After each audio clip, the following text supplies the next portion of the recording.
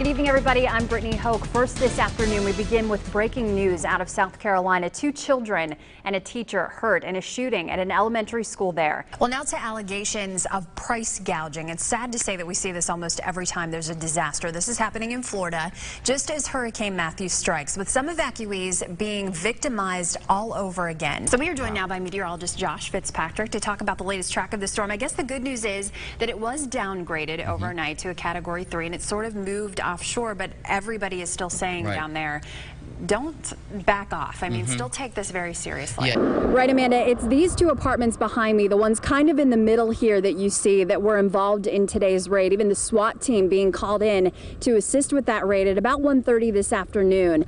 Imagine this. This is what kids getting off the school bus were seeing, people coming home. 22 people involved in this drug bust, handcuffed and laying in their front yards as police went inside those apartments to search for drugs. Have you ever heard of the L? If you haven't, it's okay. I hadn't either until last week when I got a message from a grandmother telling me about her young granddaughter who was born deaf, got cochlear implants at the age of 3, but was behind in learning to speak because up until the age of 3, she hadn't heard a single word. Well, then she started at the L at Marshall, and what happened next is amazing. I got to watch her in action yesterday. Here's a look. I said the drugstore makeup, personally. You did? I did. Okay, but here is Tim Ear's technique for saving money on makeup, because of course he has to wear it. He's a guy on TV, so he wears makeup. He has not replaced his makeup products for 20 years.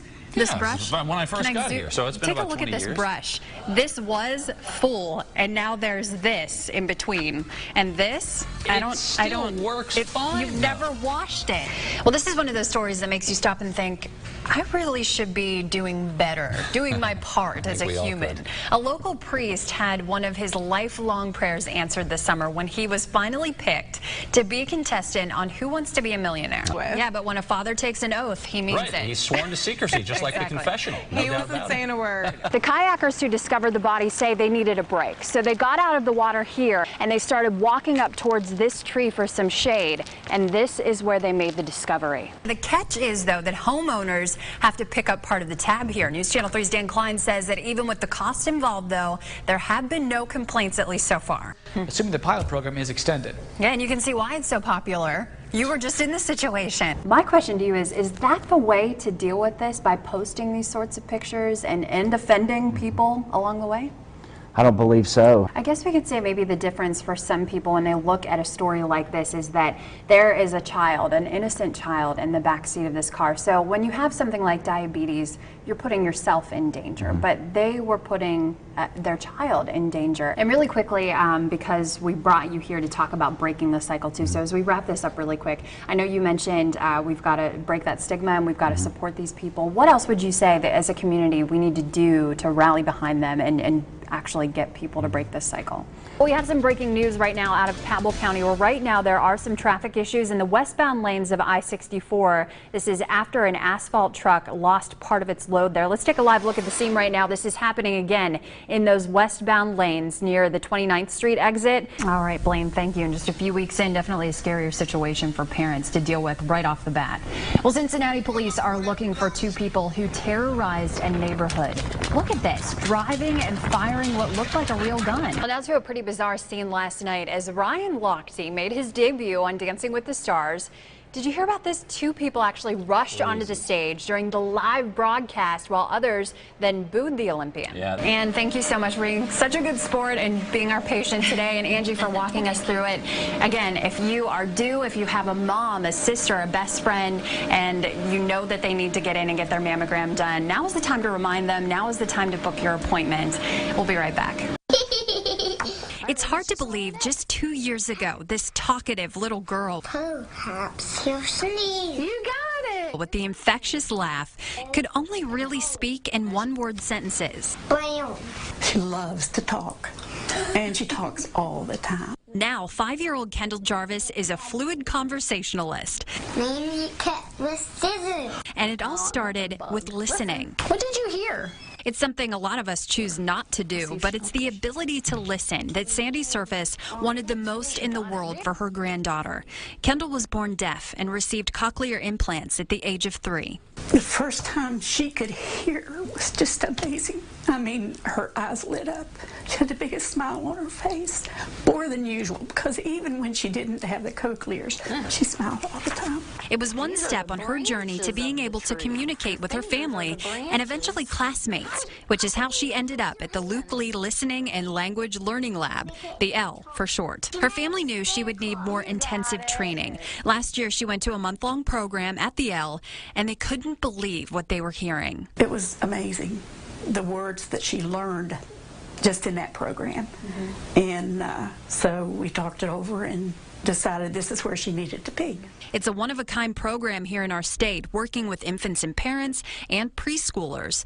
The goal is to get kids ready to enter kindergarten with their hearing peers. A lot of people didn't even know this was possible.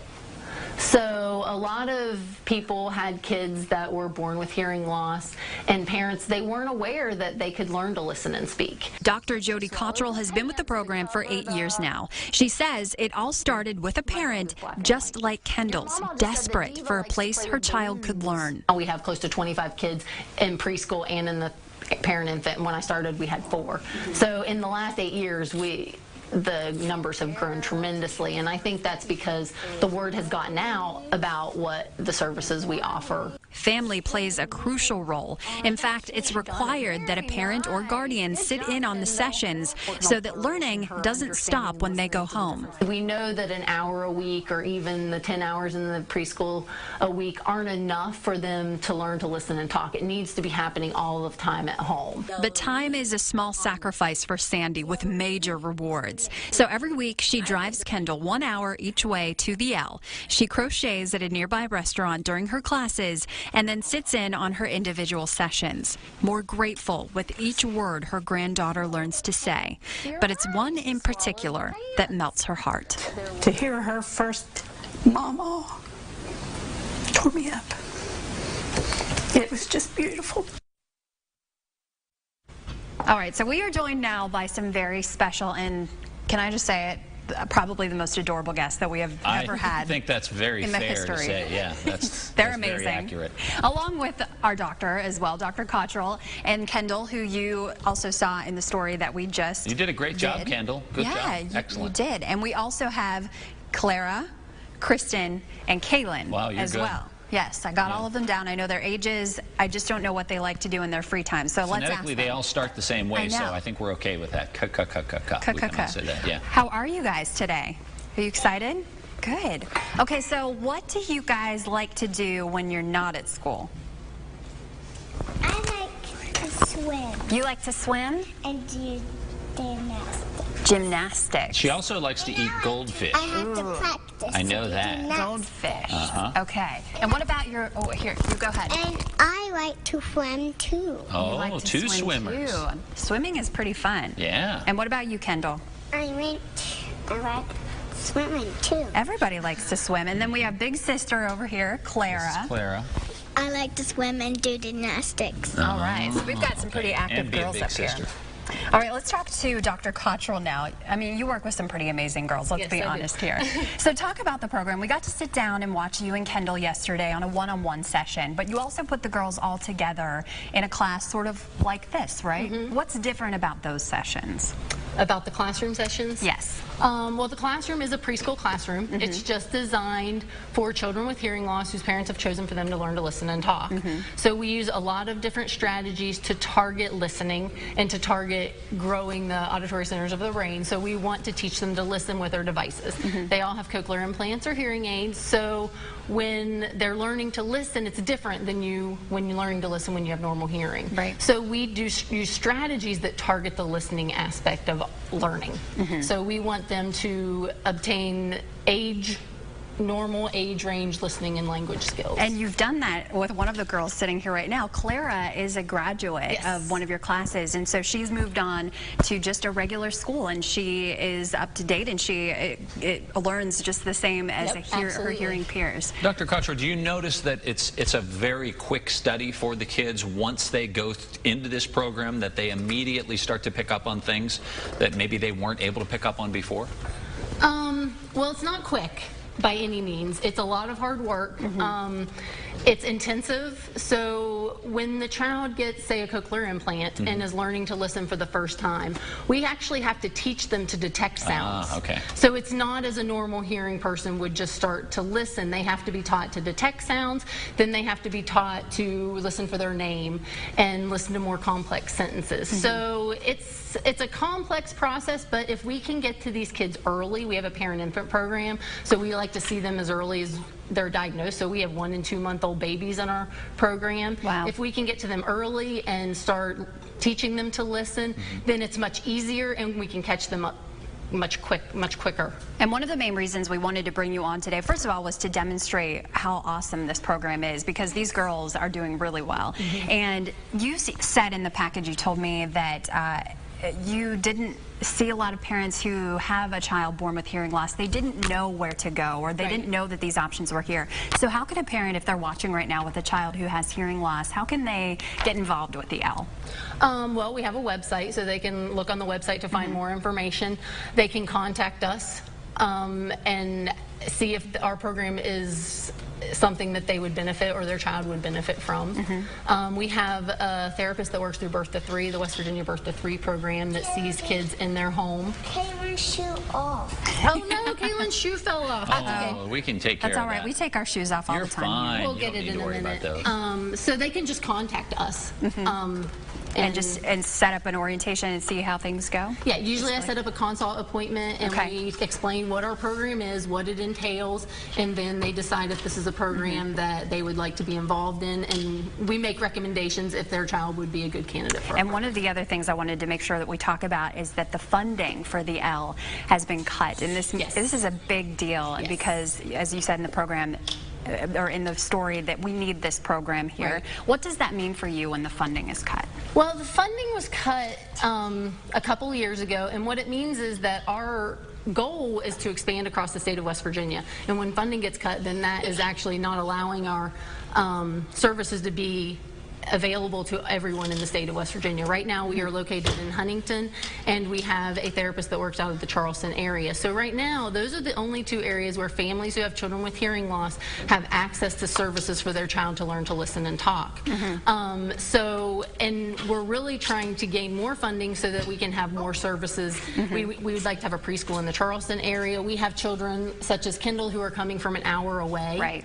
And we have other children that can't be in the preschool because they live too far away. So funding cuts is just not allowing our services to be expanded throughout the state of West Virginia, and not allowing families to have the choice for their child with hearing loss to learn to listen and talk. And parents want to be in control. How great is it for you, as somebody who is reaching out to these little young minds, to watch the progression and to see that? What kind of payoff is that emotionally for you to experience that in the classroom? I mean, I can't imagine having a different job. I'll start crying because I've talked about it. I mean, really, I can't imagine any other job being as rewarding as what I get to do. I mean, I get to work with these kids, and I mean, you get to see how awesome they are, and I get to see them develop the ability to communicate with anybody and with anyone in their family, and that's what's so meaningful to me, because I get to see sisters having conversations, and these kids just being a part of the hearing world and being a part of their family and being able to do whatever they want. And we say the sky is the limit for our kiddos. And what you can see is that we have their parents standing off to the side, and they're tearing up as well, because this is such an amazing, amazing thing. Even sitting there watching Kendall go through her session yesterday was an honor for me to be able to do, because it's fabulous. So we do want to mention really quick quick that there is a fundraising event coming up on Friday called the Speakeasy Gala. How can people get involved with that? Or even if they can't attend this, is there another way that they can help? Well, I mean, we do accept donations through the Marshall University Foundation. The Speakeasy Gala is scheduled for Friday at 6. Tickets are not being sold anymore, but like I said, we can accept donations. We will be having the Speakeasy Gala annually, so if you can't come this year, we'd be happy to have everyone come next year. So perfect. Well, we have so enjoyed having all of you. Are you guys ready to be superstars now? Are you going to be able to sign some autographs when people ask you? Yeah, they might. There might be people wanting your autographs now that you're on TV. You're just too cute. Okay, so I want you all to look at that camera up there. You see that one? Up here kind of hanging down. And just wave and say, WSAZ rules. Can you do that? 1, 2, 3. WSAZ rules. All right, we'll be right back.